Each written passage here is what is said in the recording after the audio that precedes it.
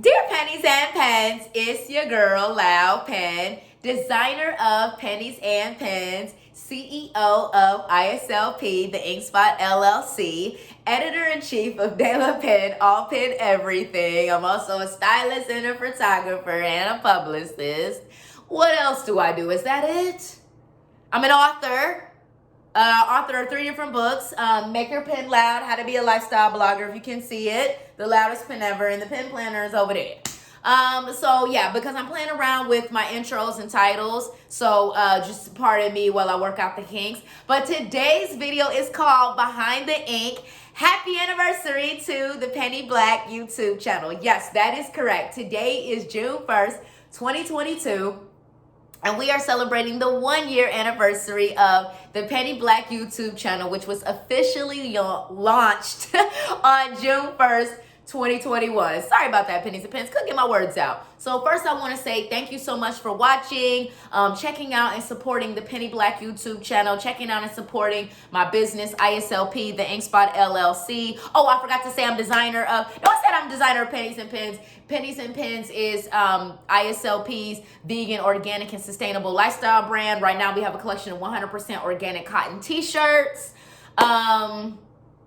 Yeah, so like I said, we're celebrating the 1-year anniversary of the Penny Black YouTube channel. So thank you guys again for subscribing, for liking videos. The comment section is disabled on the Penny Black YouTube channel, and that's for a plethora of different reasons. So no one can ever leave negative comments, so I don't ever get like too bogged down and distracted by like the feedback that's being left in the comment section. And I can just kind of create content and upload and post it and be done with it, because sometimes the comment section becomes this distraction and this other thing, and personally it's starting to really frustrate me because I would still go through the comment section on other people's videos and posts, and it can just get crazy. And so I was like, you know what, I'm just gonna cut that feature out of the Penny Black YouTube channel. It was on when I first launched, and then after a couple of months, I decided to just disable it and turn it off. So thank you guys so much for understanding that. That is not me trying to like silence my viewers and like censor some shit. It's just like I said, like, I don't know, for some reason when that comment section is open, your 90% of your comments are gonna be positive, but that 10% of negative comments, the problem is, even though it's only the 10%, it just ends up affecting your mentality and your mental health. And then later on in this video, I'm going to talk about how, like with the previous YouTube channel that I had, how I got so many mean and negative comments on a video. It literally turned me off from YouTube for years. So that's another part of the reason why the comment section is disabled, because when you read those negative and mean things about yourself online, even if it's only 10% of what's in your comment section, it affects you mentally, and it makes you just not feel as good about yourself, which hurts your content creation anyways. And so I just decided, you know what, I'm done. I'm not going to have it. I'm going to turn it off. And so anyways, I know I'm pretty off topic. I mean, I'm on topic, but I'm off topic. But I kind of wanted this video to just be really, really chill and just talking about celebrating the 1-year anniversary of the Penny Black YouTube channel, because it's been a long time coming for this YouTube channel. Like, it didn't just start last year. This has been over a 14-year period, really. So, because this is a re-record of this video, I've shot it like 3-4 times. So I'm hoping that I can actually get through it this time. And this is the final version that I'll upload onto YouTube. But pretty much, like I said, this YouTube channel has been a long time coming. So it started off like way back, from childhood, from growing up, from when, Penny Black was a little penny. Right? So Penny Black was a little penny, wasn't Penny Black yet. So I grew up in Cincinnati, Ohio with my parents and my siblings. It's beautiful the way I grew up, especially now that I'm like reading and researching on like just other artists and creatives and entrepreneurs, because I'm learning that a lot of people had, you know, difficult home lives and not great relationships with their parents, siblings, and then their extended family, like grandparents, aunts, uncles, cousins, and all of that. And so it makes me really sad because, you know, I had the complete opposite. You know, like I grew up in a 2-parent home. My parents are still married to this day. You know, like they both have great, well, I should say, because their parents are now deceased, but they both had great relationships with their parents, and also both came from 2-parent homes. And then like they have great relationships with their siblings, aunts, and uncles. Again, some of these people have passed on, but when they were here, they all had great relationships. And the ones that they're still here, they still continue to have these great, healthy relationships. Now, when I say great relationships, I don't mean that there's never any arguments or disagreements. What I mean is that if there are arguments and disagreements, they're still able to come together and love and support one another when the going gets tough, right? So, like I grew up in this household where like it was just very loving and very fun, you know, like my mom loves to cook. She also loves like interior decorating and just like fashion. So she loves to shop. Like I said, she loves to cook. So, you know, and she's one of those good cooks that like can literally make anything taste good. Like, you know, and so growing up, she would always be trying and making different recipes and doing this and doing that. And then, like I said, she loves to shop. So she was always dragging me and my siblings and my cousins. And I have 2 cousins and my aunt and uncle that live in Dayton, Ohio, which is like 45 minutes north of Cincinnati. So they would come down to Cincinnati because my aunt loves to shop too. So her and my mom and us and like me and my siblings and my cousins would like be at the mall going shopping, right? So that's another reason why, even though I'm to this day not a big shopper like the way my mom and my auntie and my sister are, I do still have that eye for fashion. So I'm still a great stylist and designer, but I don't like to go to the store. Like I have not been to the mall since April. And the one time I had went in April, I had went to one store, got my outfit and left. And before that, the last time I had been to the mall was when I worked at the mall. And I stopped working at the mall in February. And before that, the last time I had been in the mall was sometime before the pandemic. And I did not go because it was a pandemic outside. I didn't go because I don't like the mall. So anyways, that's kind of like, you know, so like how my mom's vibe is. So I'm telling you guys this story about Mama Pen because, you know, your parents and your grandparents and your aunts and your uncles and your cousins, all of like their personality and stuff like that, it's in you too. You know, like you inherit that stuff. And then my dad, he loves like sports and music and business. He loves to talk about business and finance. Not only is he an entrepreneur and been in business for himself for almost 40 years, but he genuinely, it's one of his passions. You know what I mean? Like business and finance, and it's just his passion. Like he loves reading the Wall Street Journal in his spare time, reading books about other entrepreneurs. Like he loves that kind of stuff. You know, he's very, very intelligent. And so I got a lot of like my business sense and my finance sense from him, you know. And then again, both of my parents love sports. So I got a lot of that from them. And they both also love art and music. So I got both of that from them. Like growing up, you know, I think that's why I have such good taste in music. Like, cause like growing up, you know, that's what we were listening to was like Motown stuff that they grew up listening to. And like, that's like, you know, the Supremes and the Jackson 5 and, you know, even though he wasn't part of Motown, Barry White and like Smokey Robinson and the Miracles and like Martha Reeves and the Vandellas, like, you know, so I grew up listening to all of that classic, iconic music that they just don't make anymore. And then the music of my generation as a millennial was like 90s hip hop and R&B. So that music was amazing because that was, you know, like SWV and TLC and Escape and Tevin Campbell and Babyface and Toni Braxton and, you know what I'm saying? And then on the hip hop side, you had like Ice Cube and Jay-Z and DMX and Nas and Naughty by Nature, Wu-Tang Clan. I mean, you had some iconic shit happening there. Let me name my female MCs, MC Light and Da Brat and Yo-Yo and Queen Latifah, like just right? So I just, you know, so all of that is in me, right? So like growing up, and then also growing up, you know, I was also into sports. So I ran track, I played soccer, I was on the dance team. We were also members of Jack and Jill, which is an organization for Black American families, for those that don't know. So it's all about like getting the family together for various different activities. And what's really powerful about Jack and Jill is that it's run by the mothers. It's run by the women. The mothers are the ones who like do the meetings and like run Jack and Jill. And then like, you know, the husband support, of course, and come to the events. And then there's like separate activities for like the kids and the teens. So then we were like in Jack and Jill. And then my parents were also very passionate about community service. So we were always like, you know, doing various volunteer events. We were always like giving back the goodwill. Like all of that was a big thing growing up.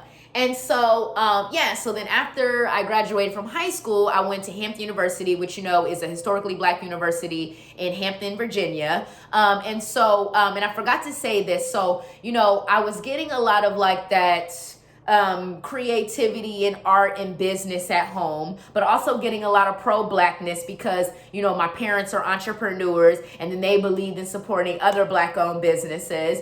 And so I'm getting a lot of that at home, but at school was predominantly white. I'm going to be honest. I grew up in the suburbs of Cincinnati in this very predominantly white suburb. And so school was different because school was like, it was almost like that underhanded racism too. Like it was like where, oh, you know, Penny and her family, they live in this area. So like we're part of the community and people were cool with us for the most part. But sometimes you would get a little weirdness. And because like there are just certain people who I was friends with at school, but they didn't come to my house and I didn't go to theirs. I'm just gonna say it like that.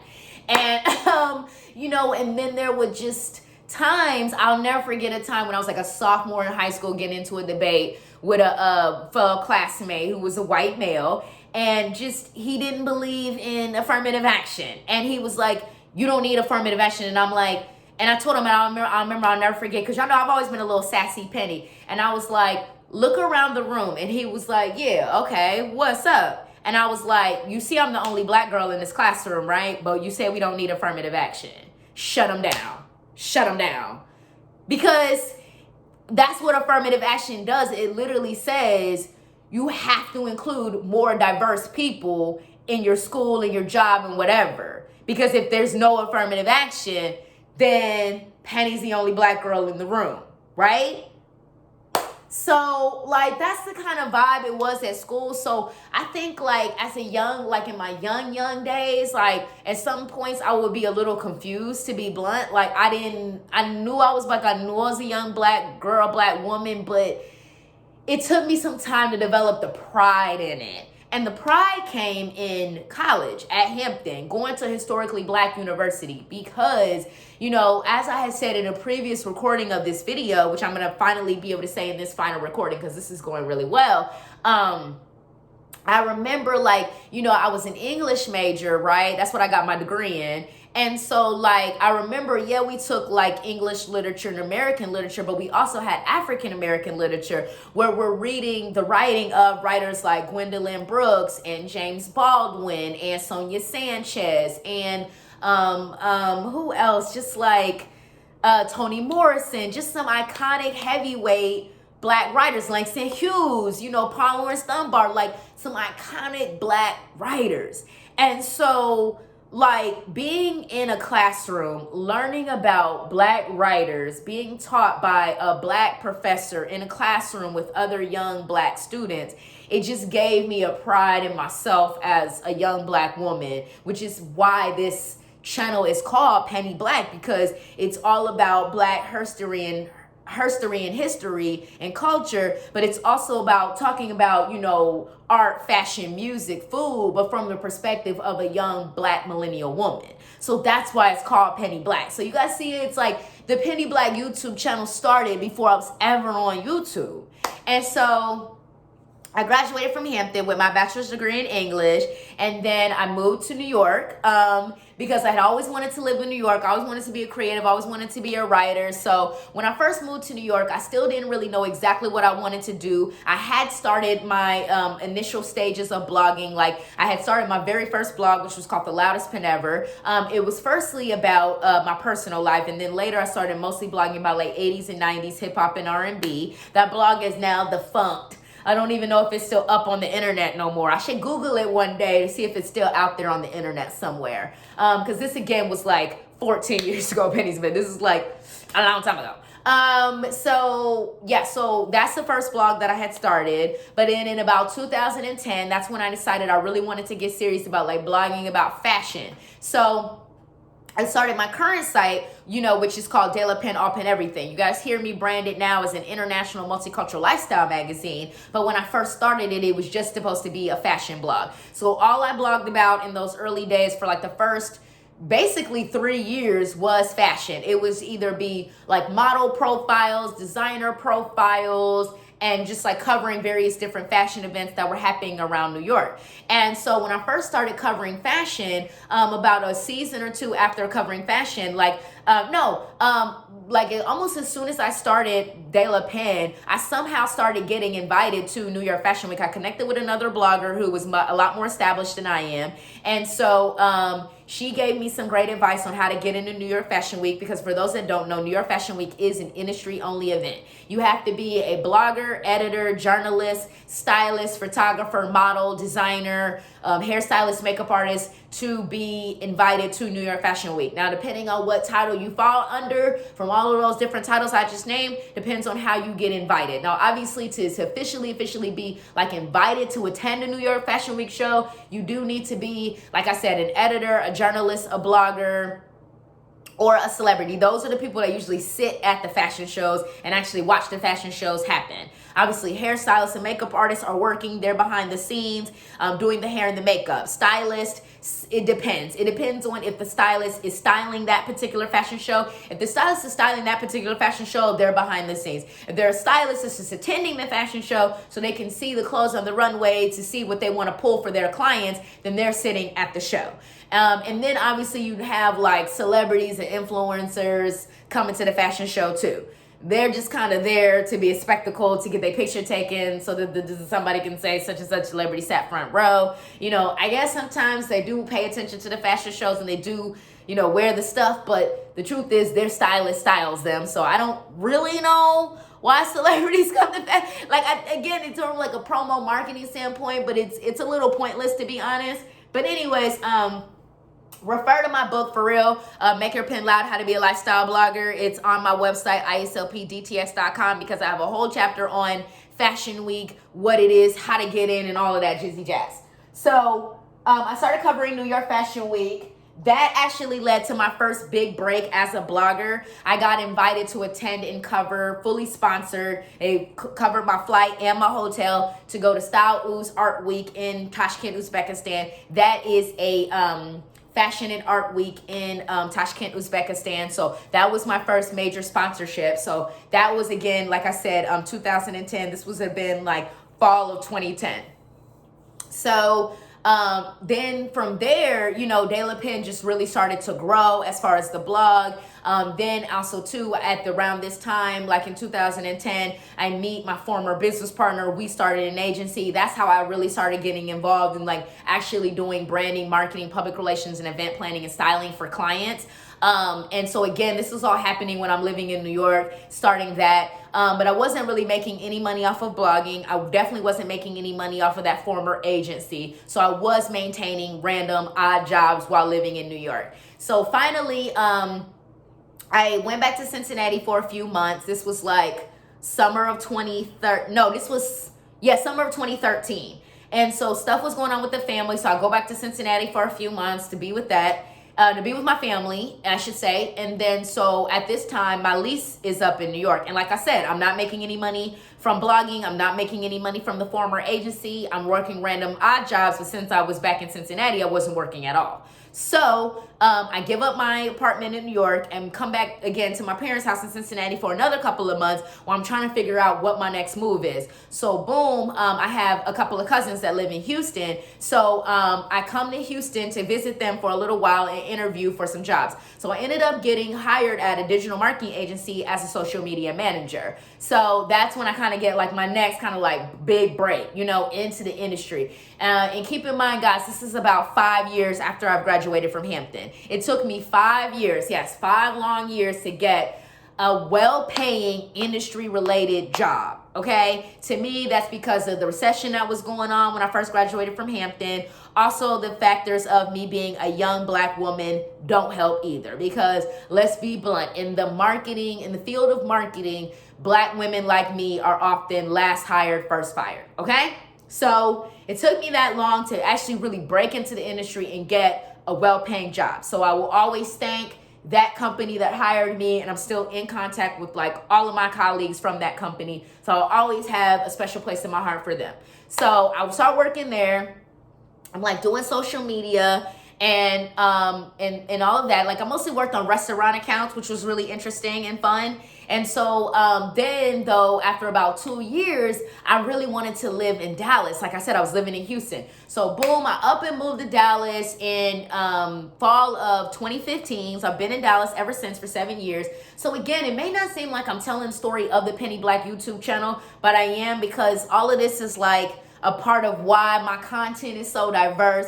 Why I like have a video that's like what to wear to Penn Style, what to wear to Austin Fashion Week. Why I have a video about like, you know, Penn's Rhythm Nation unboxing classic Monster X albums, because like I'm a diverse person. I've lived in all of these different places, met all of these different types of people. So I'm not the kind of person that has like one view and one perspective of things, you know? Yeah, and so I get here to Dallas. Once again, external factors of it's still sort of a recession. Me being a Black woman don't help me. So when I first got to Dallas, I started working in the service industry because I still had bills to pay, but you know, I couldn't find a job in the creative industry. So I started working in the service industry. I did that for a few years. Finally, again, 2019, again, another 4 years later, after moving to Dallas, I get another creative industry job as a copywriter. Because between that time, in between the social media management job and the next copywriting job, I did realize that I prefer copywriting over social media management. So I finally get an industry job as a copywriter. So that was summer of 2019, but just like everybody else, the pandemic hits March of 2020. So then April of 2020, I get laid off from my lovely copywriting job. And then again, had to start working random odd jobs to make money, to pay bills from that time, right? So finally, about 5 months ago, I started working at my current employer, which is an amazing company, and I love them too. So all of this is, again, part of the Penny Black YouTube channel. So last year, you know, and in between all of this, I should say, I had always wanted to do video content. But like I said, I had a previous YouTube channel where I did this video about Tyler Perry versus Spike Lee. And people, I guess, took offense to some things that I said in the video, left me a ton of mean, rude ass comments. And so because of that, I stopped doing YouTube. And then from there, I would just do random videos on like Facebook and Instagram whenever I felt like it, when I was still active on those platforms. So finally last year, I was like, no, I really want to do video content. I want to express that part of my creativity. Let me get serious about doing YouTube. So that's how it started, you know. I just was like, okay, you know, because at that point too, and I'm glad that this has happened this way, because, you know, at this stage, I've been a professional content creator for 14 years. So, you know, YouTube is just another extension of ISLP, the InkSpot LLC, and you know, our online magazine, De La Pen, All Pen Everything, our brand, Pennies and Pens. It's just my personal brand, Loud Pen. It's just another extension. It's just another platform to create and post content on. So, you know, now that I have like, and let me show my book off real quick because I'm sorry, it's been the tool that's also helped me stay so consistent. But this is, my third book, the Pen Planner. So it's a blog and social media workbook. The first workbook is an editorial calendar. As you guys can see, I'm in May. I've got all my posts planned out already for the month. I've even already started planning for June. Then it has pages in here for you to brainstorm what you're gonna post. For those that still do use social media, and then for blogging, what I love about it too is that it's got the pages for you to plan, like what's the title of your post, what are categories it's gonna fall under, what tags are you gonna use, and then it's got a checklist so you can make sure you actually get the post published.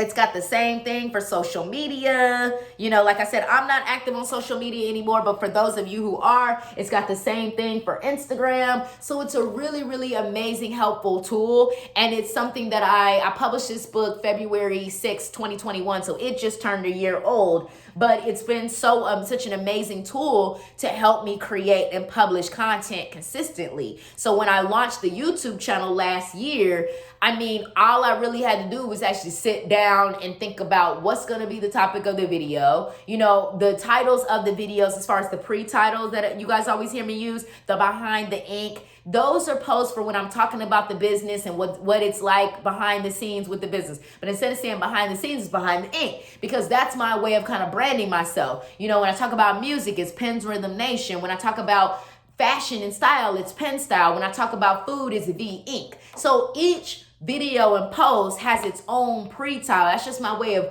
branding myself. Y'all, you feeling me, pennies and pens? So I'm just really excited that it's been 1 year of me consistently publishing and creating videos for YouTube. So thank you guys so much for subscribing to the Penny Black YouTube channel, liking the videos. Make sure you tell a friend, share the video with a friend. Let somebody know what Penny is doing, because I'm really, really excited about this YouTube channel and its growth. So thank you so much for watching. I hope you guys have a lovely morning, day, night. Oh, and FYI, you can get a copy of the Pen Planner on my website, which again is ISLPDTX.com. So make sure you guys check that out. It is linked in the description box. And have a beautiful, amazing day. Peace.